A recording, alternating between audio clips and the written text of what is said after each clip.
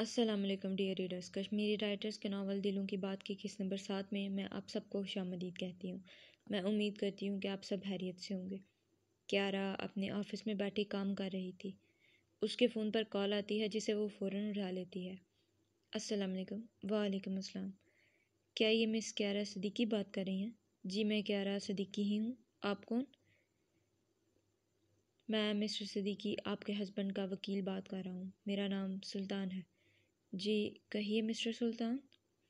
मैं आपके शोहर को रिप्रेजेंट कर रहा हूँ। वो आपको डिवोर्स देना चाहते हैं। इसी सिलसिले में आपसे रब्ता कर रहा हूँ।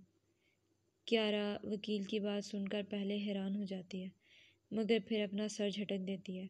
उसे इस शादी से वैसे भी ज़्यादा उम्मीदें नहीं थी। जो बंदा निकाह करने के बाद उसे देखे बिना, बात किए बिना चला गया, उससे आखिर क्या उम्मीदें लगाई जा सकती हैं। और ना ही उसने वहाँ जाकर उसे कोई रब्ता किया। क्यारा को यही अंजाम इस सब का पहले से नज़र आ रहा था। जी आप कहिए, मैं सुन रही हूँ। तो मिस क्यारा सदीकी, बेहतर है हम कहीं बैठकर इस मामले पर बात करें। तो क्या आप मुझे आज रेस्टोरेंट में मिल सकती हैं?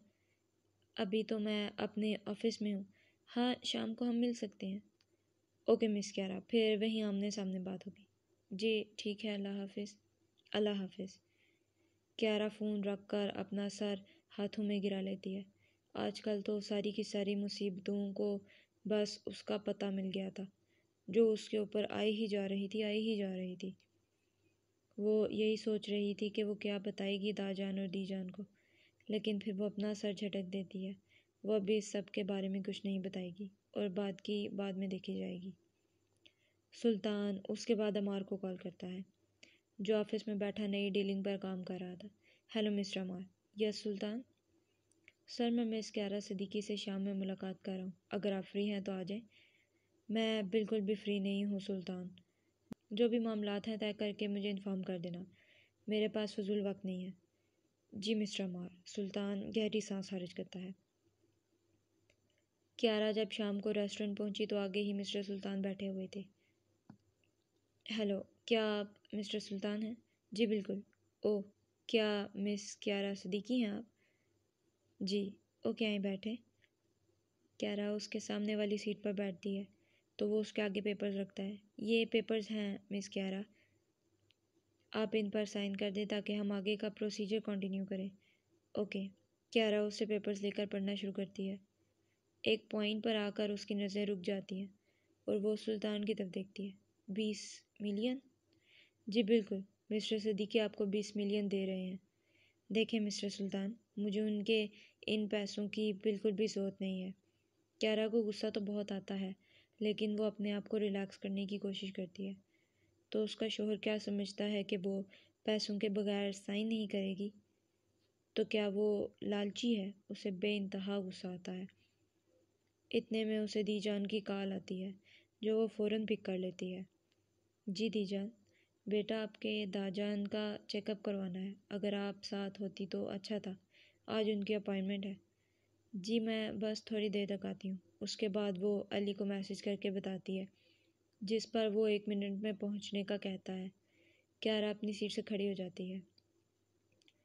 मिस्टर सुल्तान, ये पॉइंट कैंसिल कर दें। मुझे आपके बॉस के पैसों की बिल्कुल भी ज़रूरत नहीं है, और अभी मुझे बहुत ज़रूरी है, एमरजेंसी के लिए जाना है। ओके, फिर कब फ्री होंगी आप? सुल्तान भी खड़ा हो जाता है। आप जब भी कांटेक्ट करेंगे मैं आकर साइन कर जाऊँगी। जी ठीक। उसके बाद क्यारा अली के साथ चली जाती है। दाजान और दीजान को वो दोनों पिक कर लेते हैं और दाजान का प्रॉपर चेकअप करवाते हैं। दाजान उन दोनों को प्यार करते हैं। हमेशा खुश रहो मेरे बच्चों। तुम्हारी दीजान ने तो वैसे ही तुम दोनों को परेशान कर दिया, वरना मैं तो ड्राइवर को ही ले आता साथ और चेकअप करवा लेता। और अब तो मेरी तबीयत भी ठीक है, कहीं दर्द वगैरह भी नहीं है। दाजान कैसी बातें करते हैं आप? हम आपका ध्यान नहीं रखेंगे तो कौन रखेगा? अली मुंह फुलाकर कहता है तो दाजी भी हंस देते हैं। अच्छा ठीक है ठीक है। और हाँ बच्चों, आप खाना खा कर जाना, दीजान भी उन दोनों से कहती है। नहीं दीजान, वो जो मेरी बीवी घर बैठी हुई है ना, वो हम दोनों को कच्चा चबा जाएगी, अली हंस कर कहता है। अरे हाँ, मेरी प्यारी पोती नादिया को क्यों नहीं लाए तुम दोनों? वो दाजान, क्यारा ने फ़ोन किया तो मैं उसी की लोकेशन के करीब था। और अगर घर जाते तो 10-15 मिनट वहाँ लग जाते, और फिर यहाँ आने में भी इसीलिए हम वहीं से डायरेक्ट निकल आए। अच्छा, लेकिन अगली बार उसे भी ज़रूर लाना। क्यों नहीं, बिल्कुल बॉस। अली दाजान को सल्यूट मारता है, जिस पर वो हंस देते हैं। दीजान क्यारा को प्यार करती है। और मेरी प्यारी गुड़िया कब आएगी? तुम्हारे बगैर घर बहुत सुना सुना लगता है। फिक्र न करें, मैं आपके पास बिल्कुल 1 हफ्ते बाद आ जाएगी। हम अगले हफ्ते वापस मम्मा पापा के पास आ रहे हैं। चलो, ये तो बहुत अच्छी बात है। वो सब भी तो तुम दोनों को याद करती होंगी। हाँ, ये बात तो है। सब घर वाले बहुत खुश हैं कि हम दोनों वापस आ रहे हैं वहाँ। अली और क्यारा उन दोनों को छोड़ने के बाद घर वापस चले जाते हैं, जहाँ आगे ही नादिया उन्हें आग बगोला मिली थी। वो उन्हें बहुत डांटती है कि उसने भी दाजान और दीजान के पास जाना था, जिस पर वो दोनों मासूमों वाली शक्ल बनाकर उसकी डांट सुनते हैं। और इधर सुल्तान अमार को फिर से कॉल मिलाता है। बोलो सुल्तान, अब क्या हुआ? अमार, जो घर में बैठा टीवी देख रहा था, सुल्तान की कॉल आती देख बेजारियत से फ़ोन उठाता है। सर, वो आज उन्होंने पेपर्स पर साइन नहीं किए। क्या? मगर क्यों सुल्तान? अमार गुस्से से उससे पूछता है।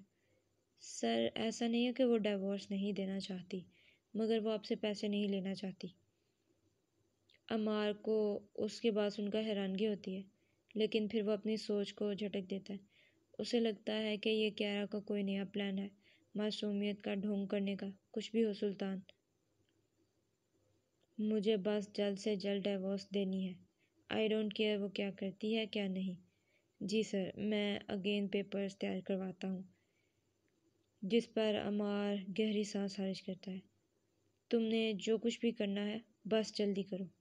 Okay sir. अस्सलाम वालेकुम डियर रीडर्स, उम्मीद है आपको मेरा नावल दिलों की बात बहुत पसंद आएगा। मेरे नावल के बारे में इजहार राय करने के लिए कमेंट ज़रूर करिएगा, और अगर आपको मेरा नावल अच्छा लगे तो लाइक और सब्सक्राइब भी करिएगा। शुक्रिया, और अपना बहुत बहुत ख्याल रखिएगा। अल्लाह हाफिज़।